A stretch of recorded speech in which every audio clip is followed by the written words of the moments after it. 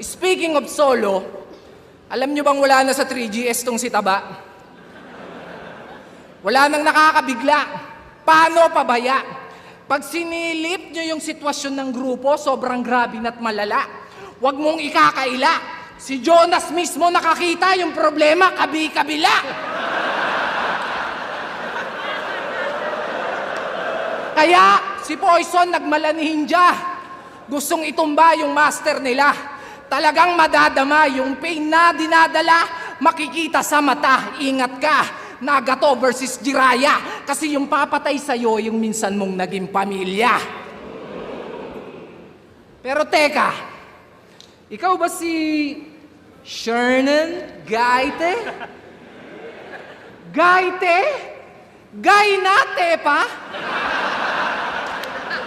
Aba teka, di ka sure pa? Pues eto rekta, ang kapal ng mukha mo para yung sarili mo sa akin ikumpara. Lumugar ka, kesyo may pera at successful din daw siya. Tangina, ang tanong lumibel ba? Pag ako naubusan ng pasensya, pasensya. Pistol here, wag mo kong i-trigger, talagang tutuluyan kita. Lalo na't ganito yung range, ang dali mong maasinta. Isang pagkakamali mo lang, talagang magiging mind-blowing yung eksena. Pansin nyo ba? Pamilyar yung mga ginamit kong pangalan at linya. Well, salamat sa mga dating kapatid at bayaw mong pumunta kasi ngayong gabi yung 3GS, ikaw naman yung pinatutumba. Gulat ka? Ako bahala, huwag kang ma-down.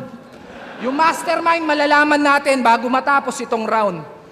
Di ko na para pangalanan. There's only one name that you can find. Yes!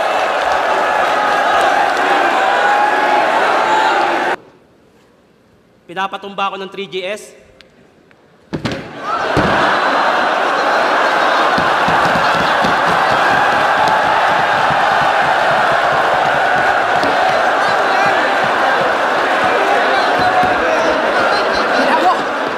Bitawan mo ako! Nangingialam ka ba? Kung pinatumba ko nila, kaya ko tumayo mag-isa!